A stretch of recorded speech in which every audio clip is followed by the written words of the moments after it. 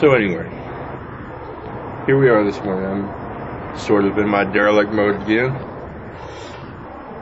The sun's nice and bright. Plenty of light. Okay, so we're in Acts 2, 19 today. Beautiful day.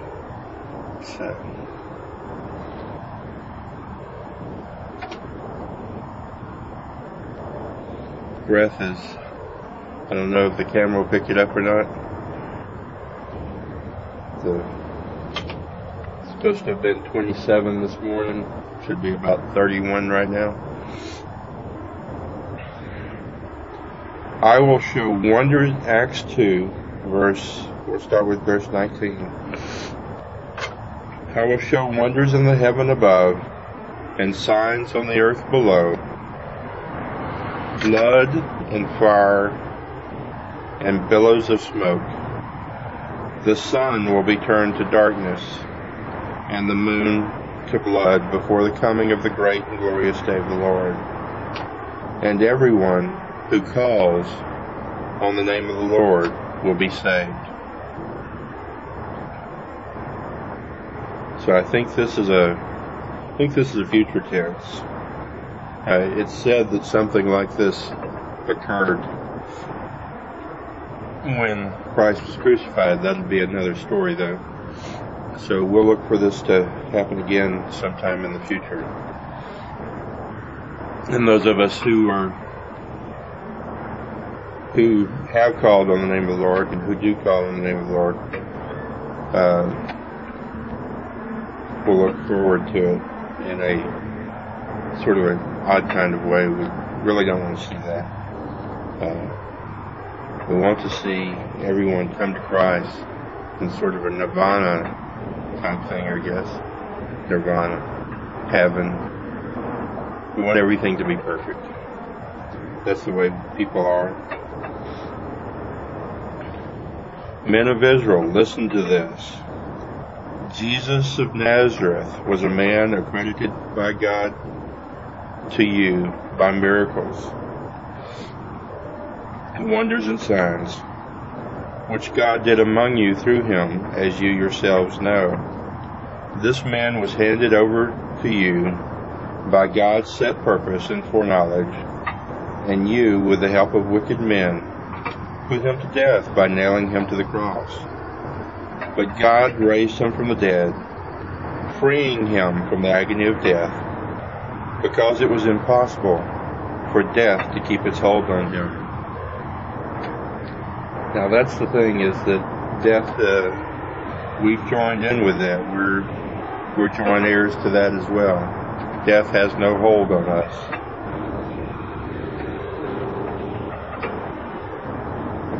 Now David said about him, there's no now in the scripture. David said about him, I saw the Lord always before me. Because he is at my right hand, I will not be shaken. Therefore my heart is glad, and my tongue rejoices. My body also will live in hope, because you will not abandon me to the grave, nor will you let the Holy One see decay. You have made known to me the paths of life. You fill me with joy in your presence. So that's what we're here about today. We're here about the hope. My body also will live in hope. Boy, a lot of us need that. Illness, as we get older and older, we need our bodies to have hope, not just our minds. Need hope to fill our whole bodies like that. There are people who talk about, take and think about like the sun is shining on my face now and warming me, that warmth is moving on down through my body like an orange fluid. You know, when you close your eyes and look into the sun, you see this reddish orange, and just imagine that whole reddish orange feeling going down into your whole body, bringing hope to you. To me, hope is maybe a bluish color or a purplish color, but for those of you who like the red color, that's great too. I just am praising God today that my hope is in Him and not in those things that I see here. It's not in that orange or purple or red or green fluid either that you can imagine going through you. The hope is in Jesus Christ.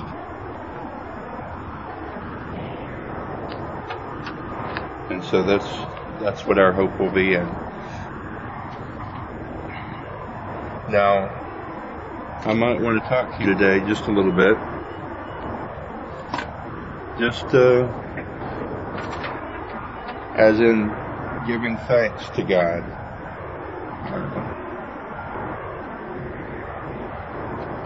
Those of you who are watching this at a different time don't realize it, but or you may have noticed the date that this was made on. Well, that was just about Thanksgiving. Sure enough, tomorrow will be the day that Americans have set aside to give thanks to the Lord. And of course we should give thanks to Him every day, in each and everything we do.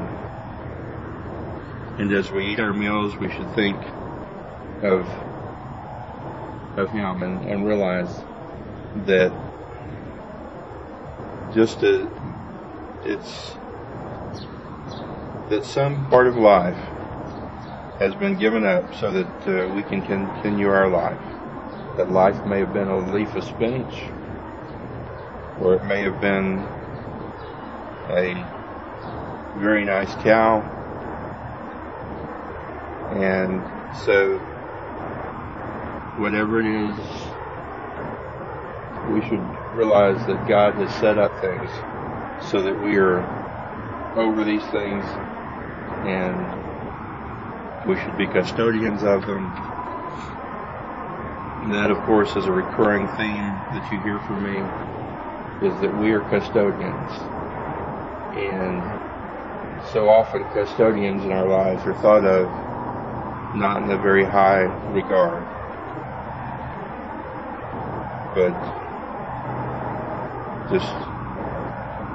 just think and be the best custodian, not just some person who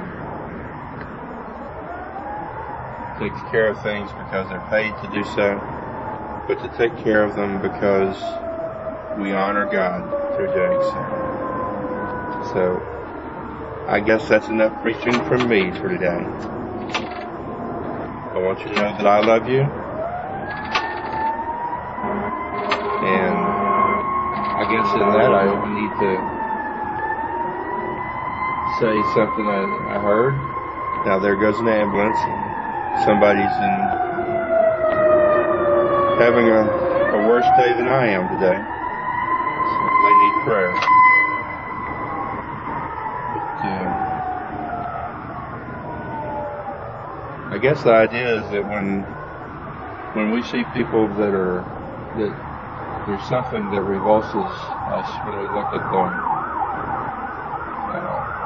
One person may look at a person who is dressed up in a suit and think that revulses me. Another person may look at the way I'm dressed today or here today, or they think that revulses me, or something about something we do revulses them. But we're all God's children, and we should all learn to love one another. And it's easy to say that until we're actually faced with somebody who is one of those people that revulses us. So let's all work on that a bit. And again, I love you, and God loves you much more. Bye.